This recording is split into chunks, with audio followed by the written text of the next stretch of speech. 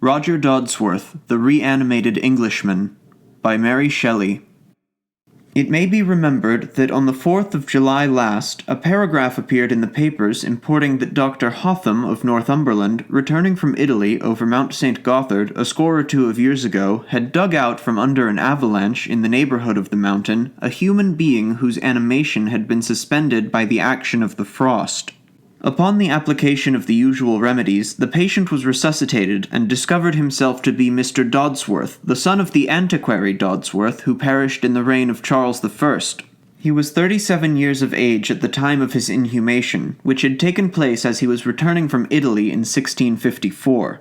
It was added that as soon as he was sufficiently recovered he would return to England under the protection of his preserver. We have since heard no more of him, and various plans for public benefit, which have started in philanthropic minds on reading the statement, have already returned to their pristine nothingness. The Antiquarian Society had eaten their way to several votes for medals, and had already begun, in idea, to consider what prices it could afford to offer for Mr. Dodsworth's old clothes, and to conjecture what treasures in the way of pamphlet, old song, or autographic letter his pockets might contain. Poems from all quarters, of all kinds, elegiac, congratulatory, burlesque, and allegoric, were half written. Mr. Godwin had suspended, for the sake of such authentic information, the history of the Commonwealth he had just begun. It is hard not only that the world should be balked of these destined gifts from the talents of the country, but also that it should be promised and then deprived of a new subject of romantic wonder and scientific interest. A novel idea is worth much in the commonplace routine of life, but a new fact, an astonishment, a miracle, a palpable wandering from the course of things into apparent impossibilities is a circumstance to which the imagination must cling with delight, and we say again that it is hard, very hard, that Mr. Dodsworth refuses to appear, and that the believers in his resuscitation are forced to undergo the sarcasms and triumphant arguments of those skeptics who always keep on the safe side of the hedge. Now, we do not believe that any contradiction or impossibility is attached to the adventures of this youthful antique. Animation, I believe physiologists agree, can as easily be suspended for 100 or 2 years as for as many seconds. A body hermetically sealed up by the frost is of necessity preserved in its pristine entireness. That which is totally secluded from the action of external agency can neither have anything added to nor taken away from it.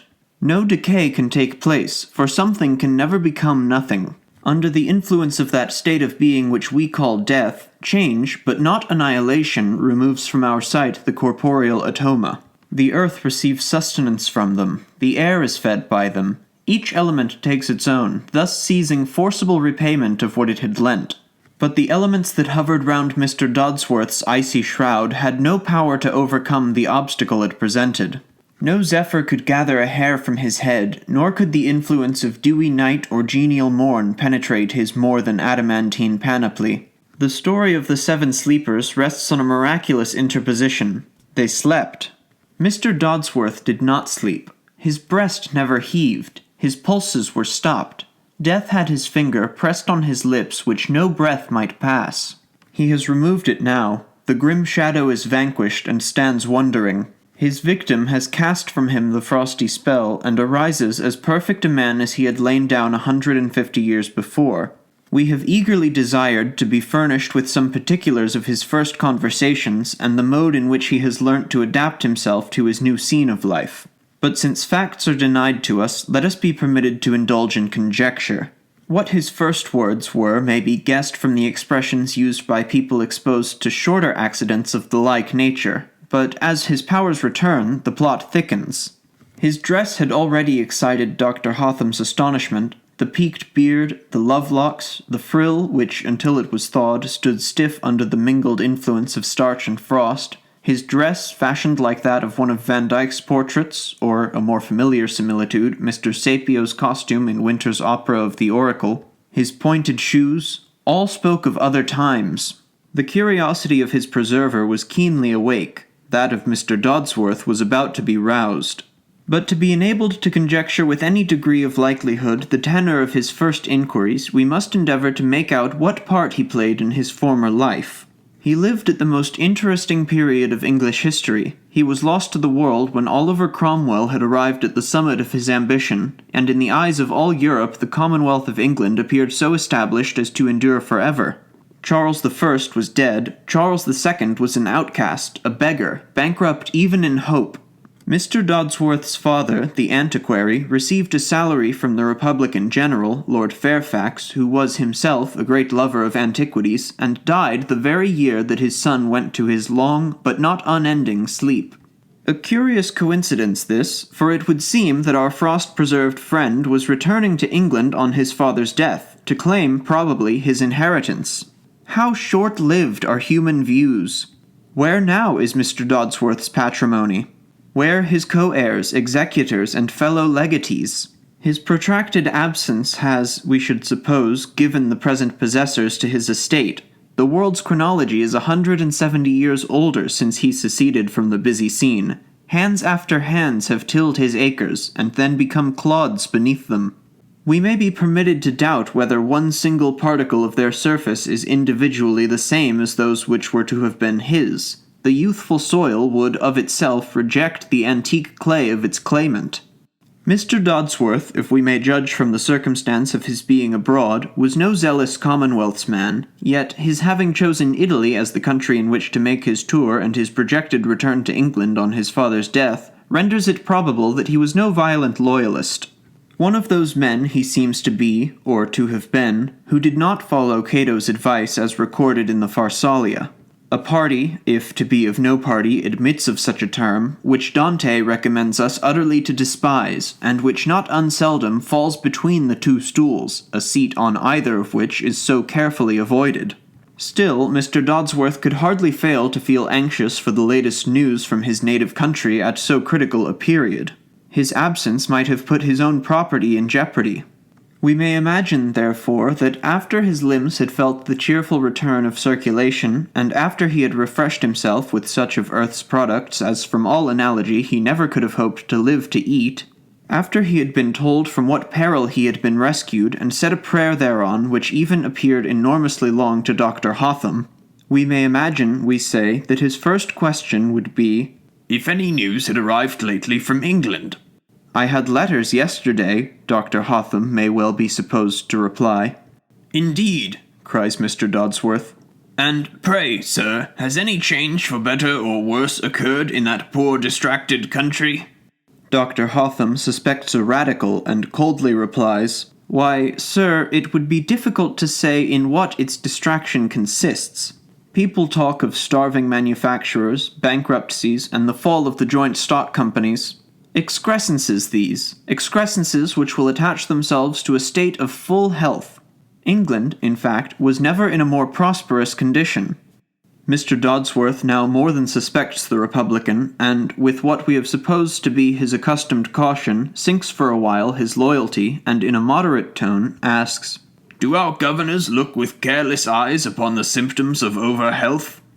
"Our governors," answers his preserver, "if you mean our ministry, are only too alive to temporary embarrassment. We beg Dr. Hotham's pardon if we wrong him in making him a high Tory. Such a quality appertains to our pure anticipated cognition of a doctor, and such is the only cognizance that we have of this gentleman. It were to be wished that they showed themselves more firm. The king, God bless him—" "Sir!" exclaims Mr. Dodsworth. Dr. Hotham continues, not aware of the excessive astonishment exhibited by his patient. "The king, God bless him, spares immense sums from his privy purse for the relief of his subjects, and his example has been imitated by all the aristocracy and wealth of England." "The king!" ejaculates Mr. Dodsworth. "Yes, sir," emphatically rejoins his preserver. "The king, and I am happy to say that the prejudices that so unhappily and unwarrantably possessed the English people with regard to his majesty are now, with a few," with added severity, "and, may I say, contemptible exceptions, exchanged for a dutiful love and such reverence as his talents, virtues, and paternal care deserve." "Dear sir, you delight me," replies Mr. Dodsworth, while his loyalty, late a tiny bud, suddenly expands into full flower. "Yet I hardly understand. The change is so sudden, and the man, Charles Stuart, King Charles I may now call him, His murder is, I trust, execrated as it deserves?" Dr. Hotham put his hand on the pulse of his patient. He feared an access of delirium from such a wandering from the subject. The pulse was calm, and Mr. Dodsworth continued, "That unfortunate martyr, looking down from heaven, is, I trust, appeased by the reverence paid to his name and the prayers dedicated to his memory. No sentiment, I think I may venture to assert, is so general in England as the compassion and love in which the memory of that hapless monarch is held. And his son, who now reigns?" "Surely, sir, you forget. No son. That, of course, is impossible. No descendant of his fills the English throne, now worthily occupied by the House of Hanover. The despicable race of the Stuarts, long outcast and wandering, is now extinct, and the last days of the last pretender to the crown of that family justified, in the eyes of the world, the sentence which ejected it from the kingdom forever." Such must have been Mr. Dodsworth's first lesson in politics. Soon, to the wonder of the preserver and the preserved, the real state of the case must have been revealed. For a time, the strange and tremendous circumstance of his long trance may have threatened the wits of Mr. Dodsworth with a total overthrow. He had, as he crossed Mount St. Gothard, mourned a father. Now, every human being he had ever seen is lapped in lead, is dust. Each voice he had ever heard is mute. The very sound of the English tongue is changed, as his experience in conversation with Dr. Hotham assures him. Empires, religions, races of men have probably sprung up or faded. His own patrimony, the thought is idle, yet without it how can he live, is sunk into the thirsty gulf that gapes ever greedy to swallow the past. His learning, his acquirements, are probably obsolete. With a bitter smile he thinks to himself, "I must take to my father's profession and turn antiquary. The familiar objects, thoughts, and habits of my boyhood are now antiquities." He wonders where the 160 folio volumes of that manuscript that his father had compiled, and which as a lad he had regarded with religious reverence, now are. Where? Ah, where?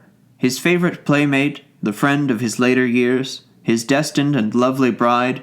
Tears long frozen are uncongealed and flow down his young old cheeks.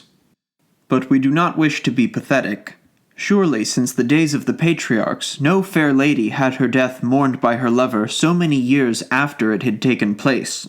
Necessity, tyrant of the world, in some degree reconciles Mr. Dodsworth to his fate. At first he is persuaded that the later generation of man is much deteriorated from his contemporaries. They are neither so tall, so handsome, nor so intelligent. Then, by degrees, he begins to doubt his first impression. The ideas that had taken possession of his brain before his accident, and which had been frozen up for so many years, begin to thaw and dissolve away, making room for others. He dresses himself in the modern style, and does not object much to anything except the neckcloth and the hard-boarded hat. He admires the texture of his shoes and stockings, and looks with admiration on a small Genoese watch, which he often consults as if he were not yet assured that time had made progress in its accustomed manner, and as if he should find on its dial plate ocular demonstration that he had exchanged his 37th year for his 200th and upwards, and had left A.D. 1654 far behind to find himself suddenly a beholder of the ways of men in this enlightened 19th century. His curiosity is insatiable. When he reads, his eyes cannot purvey fast enough to his mind, and every now and then he lights upon some inexplicable passage, some discovery and knowledge familiar to us but undreamed of in his days, that throws him into wonder and interminable reverie. Indeed, he may be supposed to pass much of his time in that state, now and then interrupting himself with a royalist song against old Noll and the Roundheads, breaking off suddenly and looking round fearfully to see who were his auditors, and on beholding the modern appearance of his friend the doctor, sighing to think that it is no longer of import to any whether he sing a cavalier catch or a puritanic psalm. It were an endless task to develop all the philosophic ideas to which Mr. Dodsworth's resuscitation naturally gives birth. We should like much to converse with this gentleman, and still more to observe the progress of his mind and the change of his ideas in his very novel situation.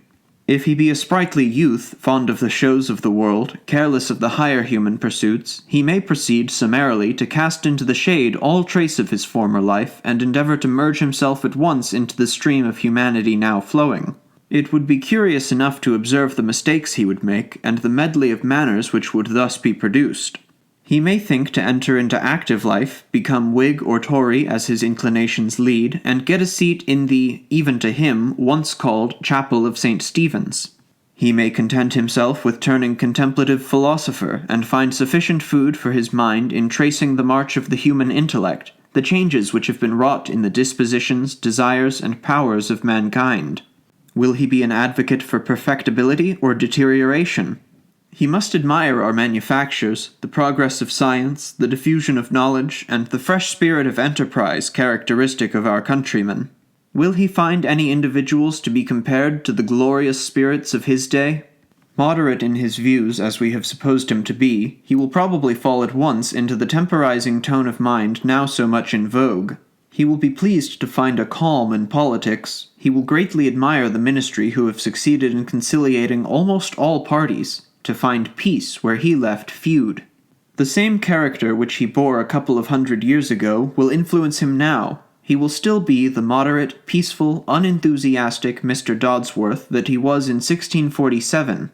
For, notwithstanding education and circumstances may suffice to direct and form the rough material of the mind, it cannot create, nor give intellect, noble aspiration, and energetic constancy where dullness, wavering of purpose, and groveling desires are stamped by nature.